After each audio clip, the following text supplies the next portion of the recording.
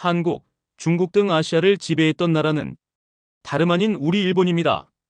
그들을 다 발 아래 두고 호령했던 시절도 있었습니다. 또한 우리는 메이드 인 재팬이라는 이름으로 세계를 놀라게 했던 시절도 있었습니다. 하지만 많은 시간이 흘렀고 지금 달라진 것은 바로 우리의 이웃 국가입니다. 저는 어제 저녁 NHK 한류 특집 급변하는 한국의 현주소를 시청하면서 깊은 충격을 받았습니다. 그는 한국에서 어떤 변화를 목격했기에 이토록 충격을 받았는지 그의 이야기를 직접 들어보겠습니다. 잠깐 이야기를 시작하기 전에 구독과 좋아요 눌러주셨죠? 감사합니다. 안녕하세요. 전 경제산업성 아시아경제과장 나카무라 케니치입니다. 지금은 도쿄대학에서 경제정책을 강의하며 한일 경제협력 자문위원으로 일하고 있습니다. 30년간의 공직생활 동안 수많은 정책 보고서를 작성했지만 오늘 이 글만큼은 특별한 마음가짐으로 시작합니다. 어제 저녁 NHK 한류 특집 급변하는 한국의 현주소를 시청했습니다. 처음에는 그저 한류 콘텐츠에 대한 또 하나의 특집 프로그램이려니 생각했습니다. 하지만 그 방송은 제게 깊은 충격과 함께 우리 일본의 현주소를 돌아보게 만들었습니다.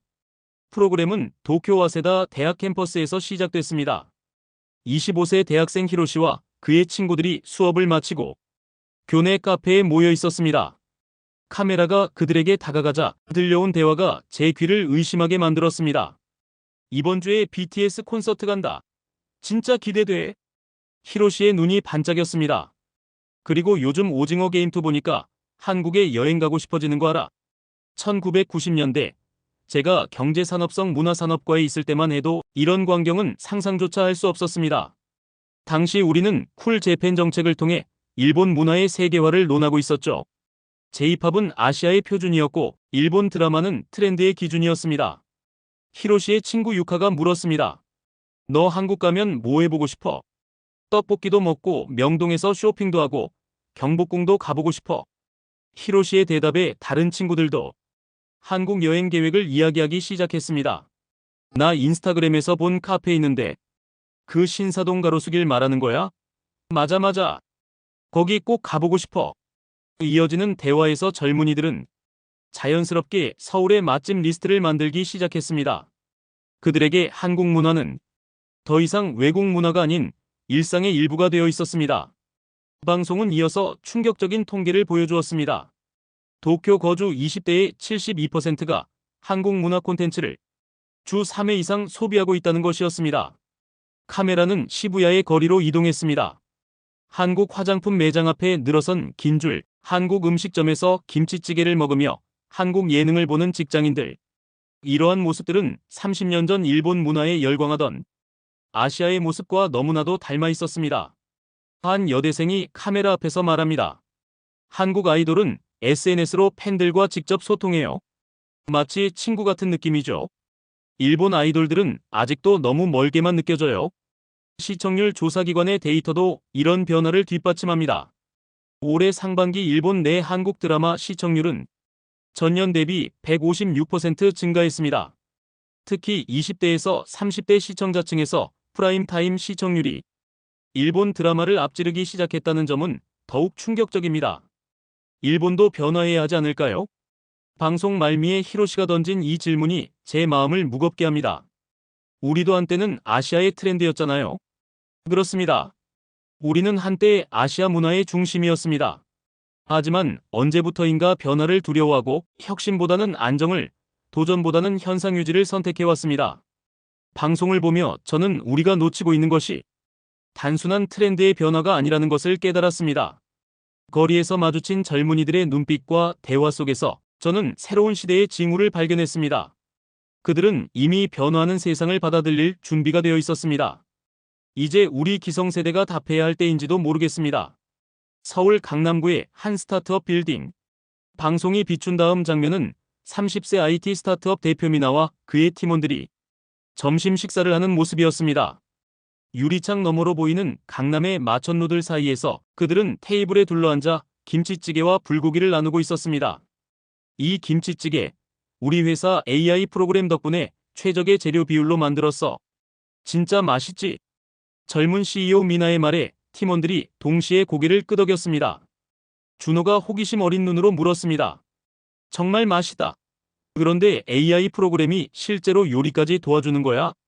90년대 제가 경제산업성에서 근무할 당시를 떠올렸습니다. 그때 우리는 한국을 기술 추격자로 보았습니다. 소니와 마스시타의 기술을 배우기 바쁜 후발주자로만 여겼죠. 지금 제 눈앞에 펼쳐진 광경은 그때의 제 생각이 얼마나 아니했는지를 적나라하게 보여주고 있었습니다. 데이터를 분석해서 가장 인기 있는 레시피를 기반으로 하는 거지. 우리는 전통 음식의 맛을 디지털화하는 거야. 이미 3만 건이 넘는 레시피 데이터를 확보했고 딥러닝을 통해 최적의 조합을 찾아내고 있어. 방송은 이어서 충격적인 통계들을 보여주었습니다. 삼성전자의 글로벌 스마트폰 시장 점유율 1위, 현대자동차의 자율주행 기술 특허 출원 건수 세계 3위. 더욱 놀라운 것은 반도체 시장에서의 성과였습니다. 한때 일본이 독보적 우위를 지켰던 메모리 반도체 시장에서 이제는 한국 기업들이 압도적인 점유율을 보이고 있었습니다. 작년에 삼성전자 매출이 소니, 파나소닉, 히타치를 합친 것보다 많았다던데. 옆자리의 직원이 넌지시 말을 던졌습니다. 저도 알고 있는 통계였지만 다시 들어도 씁쓸한 현실이었습니다. 식사를 마친 후 미나는 자신감 넘치는 목소리로 말했습니다. 우리는 전 세계 시장을 겨냥하고 있으며 최근 일본 고객과의 파트너십도 체결했어요. 내년에는 도쿄지사도 설립할 예정이에요. 카메라는 회의실로 이동했습니다. 미나의 팀이 신제품 개발 회의를 하는 장면이었습니다. 벽면의 대형 스크린에는 실시간으로 업데이트되는 데이터가 흐르고 있었고 직원들은 태블릿으로 빠르게 의견을 주고받았습니다. 글로벌 시장에서 우리의 강점은 속도입니다. 미나가 화면을 가리키며 말했습니다. 아이디어가 나오면 바로 실행하고 실패해도 빠르게 수정하면 됩니다. 완벽을 추구하다가 기회를 놓치면 안 되죠. 보세요. 우리의 제품 출시 주기는 경쟁사의 3분의 1 수준입니다.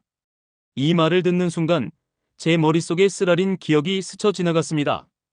20년 전 제가 참여했던 일본 한국경제협력회의.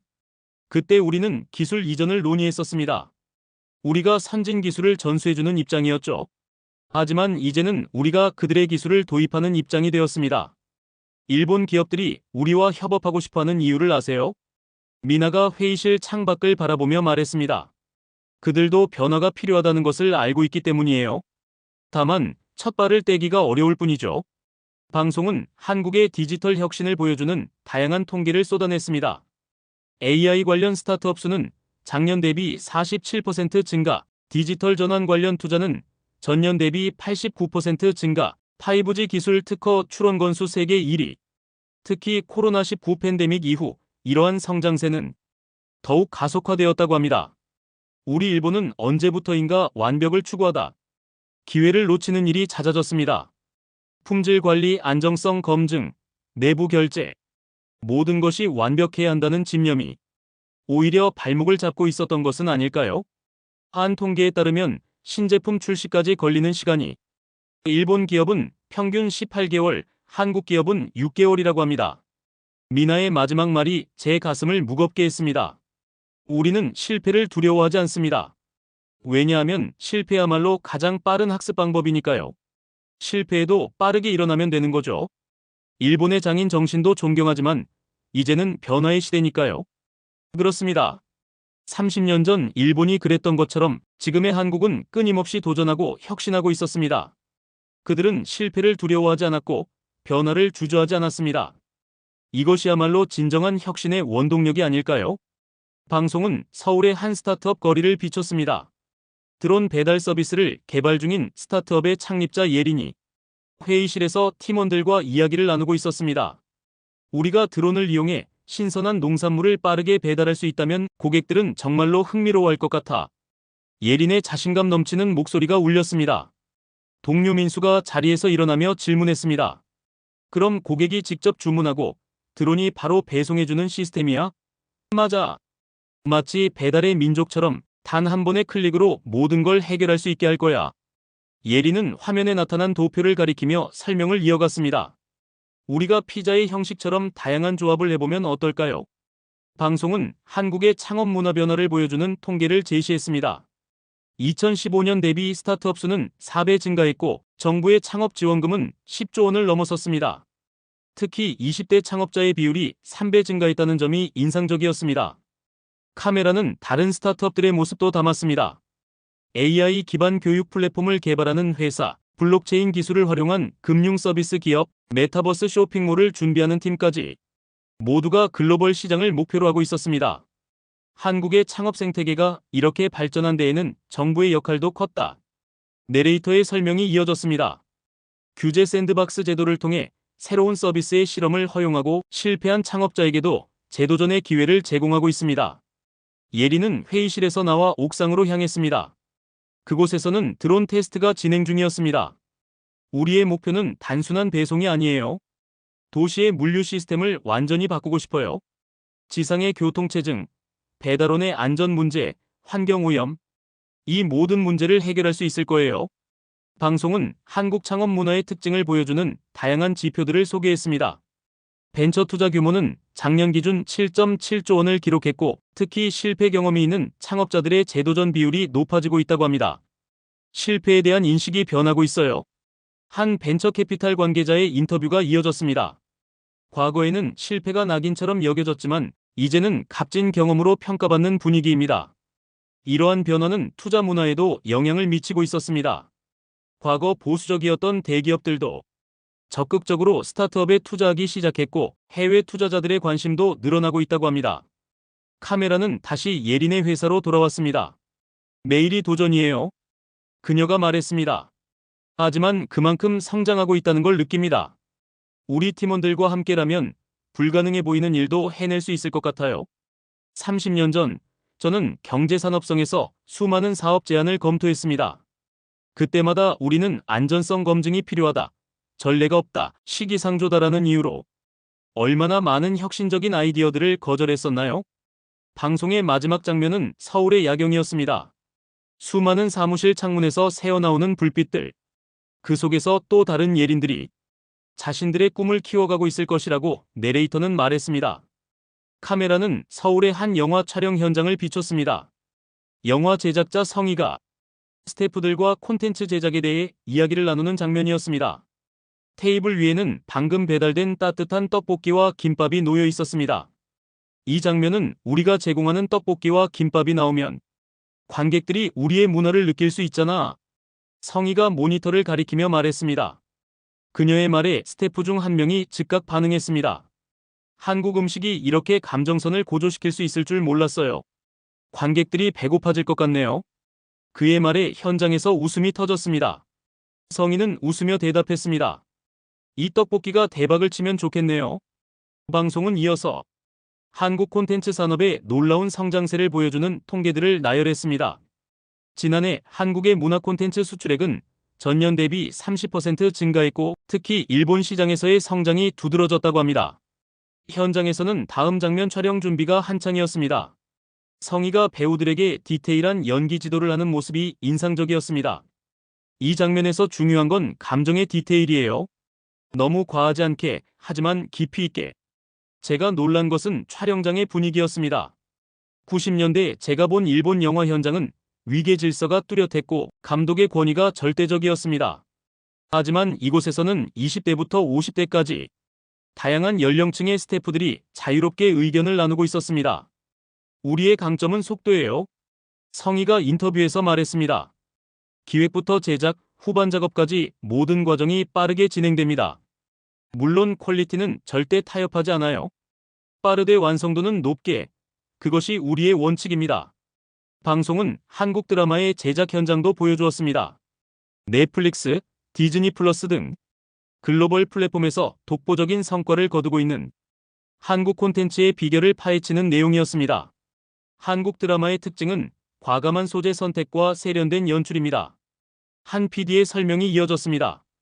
좀비 사극, 법정 판타지 등 기존에 없던 장르의 조합을 시도하죠. 실패할 수도 있지만 그만큼 임팩트도 큽니다. 성희의 촬영장으로 돌아왔을 때 그들은 식사 장면을 촬영하고 있었습니다. 음식을 먹는 장면이 단순한 식사신이 아니에요. 성희가 설명했습니다.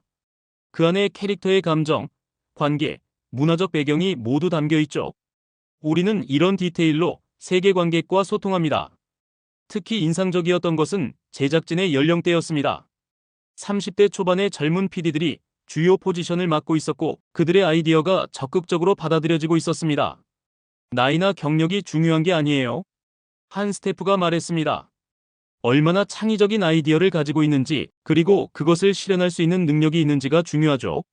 제작회의 장면에서는 글로벌 시장을 겨냥한 치밀한 전략이 논의되었습니다. 각 국가별 문화적 특성을 고려하되 보편적 감동은 놓치지 말아야 해요. 성의의 말에 스태프들이 열심히 메모를 했습니다. 방송은 한국 콘텐츠의 성공 요인을 분석하는 전문가 인터뷰로 이어졌습니다. 한국 콘텐츠의 강점은 문화적 정체성과 글로벌 보편성의 절묘한 조화입니다. 김치와 피자가 함께 있어도 어색하지 않은 그런 자연스러움이죠. 다시 촬영장. 성희와 스태프들이 모니터 앞에 모여 방금 찍은 장면을 검토하고 있었습니다. 이번 작품으로 또 한 번 세계를 놀라게 해보자고요. 성희의 눈빛이 반짝였습니다. 우리 일본의 콘텐츠 산업은 어떻게 되었을까요? 한때 전 세계를 매료시켰던 일본의 영화, 드라마, 애니메이션. 지금은 그 자리를 한국 콘텐츠가 차지하고 있었습니다. 해가 저물어가는 촬영장에서 스태프들은 여전히 열정적으로 일하고 있었습니다. 오늘의 실수가 내일의 발전이 됩니다. 성희의 이 말이 한국 콘텐츠 산업의 현재와 미래를 가장 잘 설명하는 것 같았습니다. 방송은 도쿄의 한 동사무소로 화면을 전환했습니다. 공무원 타카시가 늦은 저녁 아직도 처리하지 못한 서류 더미 앞에서 한숨을 내쉬고 있었습니다. 한국의 전자정보 시스템을 보면 정말 부럽습니다. 우리는 여전히 종이 서류와 복잡한 절차를 거치고 있어요. 타카시의 목소리에는 지친 기색이 역력했습니다. 동료 공무원 하나가 커피를 건네며 물었습니다. 그렇다면 어떤 점이 가장 불편하다고 생각해요? 민원 처리 시간이 너무 길고 고객들이 대기하는 시간도 지나치게 많아요. 반면 한국은 민원이 거의 자동으로 처리되니 정말 효율적이죠. 타카시는 책상 위의 서류들을 정리하며 말을 이어갔습니다. 오늘도 보세요. 한 건의 서류를 처리하는데 수많은 결제와 확인 절차를 거쳐야 해요. 카메라는 타카시의 하루를 쫓았습니다. 아침부터 밀려드는 민원인들, 끝없이 이어지는 서류 결제, 부서 간 협조를 위한 반복적인 전화 통화. 그의 하루는 미로 같은 행정 절차로 가득했습니다. 어제는 한 시민이 분통을 터뜨렸어요. 타카시가 회상했습니다. 단순한 주소 변경인데 왜 이렇게 많은 서류가 필요하냐고. 사실 저도 그 시민의 마음을 이해합니다. 방송은 서울의 한 동사무소로 장면을 옮겼습니다. 시민들은 키오스크에서 몇 번의 터치만으로 필요한 서류를 발급받고 있었고 복잡한 민원도 통합 시스템을 통해 신속하게 처리되고 있었습니다. 정말 부럽네요. 타카시가 모니터를 보며 말했습니다. 우리도 20년 전부터 전자정부를 이야기해왔는데 아직도 제자리 걸음이에요. 변화에 대한 두려움이 너무 큰 걸까요? 동료 하나가 고개를 끄덕였습니다. 나카무라 씨 말씀처럼 우리는 완벽을 추구하다가 시작조차 못하는 것 같아요. 작은 실수도 용납되지 않는 분위기다 보니 타카시의 하루 일과를 지켜보며 방송은 일본 행정 시스템의 현주소를 적나라하게 보여주었습니다. 수많은 종이 서류들, 복잡한 결제 과정, 부서 간의 칸막이. 이런 모습들이 우리의 현실이었습니다. 특히 코로나19 상황에서 우리의 한계가 여실히 드러났죠. 타카시가 말했습니다. 재택근무도 제대로 할 수 없었고 긴급지원금 지급도 지연됐어요. 반면 한국은 그의 말이 끝나기도 전에 방송은 한국의 코로나19 대응 시스템을 보여주었습니다. 전자정부를 통한 신속한 정보 공유, 모바일로 이루어지는 행정 서비스, QR코드를 활용한 출입 관리까지 모든 것이 디지털로 연결되어 있었습니다. 변화가 필요한 건 알지만 쉽지 않아요. 하나가 한숨을 쉬었습니다. 기존 시스템을 바꾸려면 너무 많은 부서의 동의가 필요하고 타카시가 말을 이었습니다. 그게 바로 문제죠. 우리는 항상 왜 바꿔야 하지? 라고 물어요. 하지만 이제는 왜 바꾸지 않지? 라고 물어야 할 때가 아닐까요? 밤이 깊어가는 동사무소. 타카시는 여전히 서류 더미와 씨름하고 있었습니다. 때로는 부럽습니다. 한국 공무원들은 이미 AI와 빅데이터를 활용해 시민들에게 더 나은 서비스를 제공하고 있잖아요. 우리도 변해야 해요. 시민들이 더 이상 기다려주지 않을 테니까요. 창 밖으로 보이는 도쿄의 밤거리. 화려한 네온사인과 첨단 기술의 도시. 이면에 아직도 아날로그에 머물러 있는 우리의 행정 시스템이 대비되어 보였습니다. 우리도 한국처럼 빠르게 변하지 않으면 안 될 것 같아요. 타카시의 마지막 말에는 절박함이 묻어 있었습니다. 변화는 선택이 아닌 필수가 되었으니까요. 방송의 마지막 장면은 도쿄 시부야의 한 식당으로 전환되었습니다. 40세의 직장인 아키코는 친구들과 함께 한국 음식을 나누고 있었습니다. 테이블 위에는 방금 배달된 떡볶이와 한국식 치킨이 놓여 있었고 그들은 즐겁게 대화하고 있었습니다. 한국은 끊임없이 성장하고 있습니다. 그런데 우리는 여전히 과거의 안정에 안주하는 느낌이 드는 것 같아요. 아키코가 떡볶이를 집어들며 한숨을 내쉬었습니다. 친구 유미도 고개를 끄덕이며 말했습니다. 맞아요. 아까 방송에서 본 것처럼 그들은 항상 새로운 것을 시도하잖아요. 우리 회사만 해도 새로운 아이디어가 나오면 전례가 없다는 말부터 시작해요. 아키코는 자신의 스마트폰을 꺼내 보이며 요즘 자주 보는 한국 예능이 있어요. 거기서 크리에이터들이 자유롭게 새로운 포맷을 시도하죠. 실패해도 괜찮아요. 오히려 그 실패를 재미있게 편집해서 보여주거든요. 라고 말했습니다. 진짜 흥미로워요. 유미가 놀라며 대답했습니다. 아키코는 조심스럽게 묻습니다. 그렇다면 우리가 이렇게 한국에 열광하는 건 어쩌면 부끄러운 일일까요? 전혀요. 유미가 빠르게 부인했습니다. 배우는 건 부끄러운 게 아니죠. 우리가 한때 아시아의 선두주자였으니까 이제는 우리가 배워야 할 때인 것 같아요. 그들 사이에서 변화에 대한 결의가 깊어졌습니다. 우리도 이제 조금씩 변해보는 건 어떨까요? 변화를 두려워하지 않고 도전해야 한다고 생각해요. 아키코가 자신있게 말했습니다. 식당의 따뜻한 분위기 속에서 세 친구의 웃음소리가 가득했습니다. 그럼 한국에 가서 진짜 김치찌개도 먹고 그 분위기를 즐기자는 거예요. 마이가 제안하면서 기대감이 높아졌습니다. 아키코는 친구들의 느끼는 변화에 대한 열망을 보며 스스로 다짐했습니다. 이 작은 변화가 결국 큰 혁신으로 이어질 수 있기를 바랍니다. 그녀는 친구들과의 이러한 대화가 자신에게도 긍정적인 영향을 미칠 것이라고 확신했습니다. 방송을 시청하며 저는 이러한 변화의 중요성을 깊이 느꼈습니다. 오랜 시간 공직에서 일하며 여러 정책을 경험했던 저는 이제는 일본이 한국의 혁신을 보면서 무엇을 배워야 할지를 고민하게 되었습니다. 한국의 젊은 세대가 변화를 두려워하지 않고 과감하게 도전하는 모습을 보며 저희 일본도 그러한 혁신을 받아들여야 한다는 현실을 깨달았습니다. 코로나19 이후에 세계에서 우리는 더 이상 과거의 성공에 안주할 수 없습니다. 결심했습니다. 우리가 가던 길에서 멈추는 것이 아니라 미래를 향해 나아가야 합니다. 한국처럼 변화하고 혁신하는 모습을 실천함으로써 일본도 다시 한번 아시아의 중심으로 나아갈 수 있도록 노력해야 합니다. 케니치는 방송에서 느낀 젊은 세대의 에너지를 기억하며 자신도 변화의 일환으로 도전을 두려워하지 않겠다고 다짐했습니다. 오늘의 사연 어떠셨나요? 일본 NHK 한류 현장 취재는 일본에서도 역대급 시청률을 기록하며 우리에게 많은 생각거리를 던져주었습니다. 한때 아시아를 선도하던 일본이 이제는 한국의 발전상을 부러워하는 모습이 그만큼 대한민국의 눈부신 성장을 자랑스럽게 느끼게 합니다. 여러분의 생각이 궁금합니다. 여러분은 한국의 어떤 부분이 일본보다 발전했다고 생각하시는지 자유롭게 아래 댓글로 남겨주세요. 여러분의 의견이 저희에게 큰 힘이 됩니다. 그리고 1초밖에 걸리지 않는 구독과 좋아요, 알림 설정도 잊지 마세요.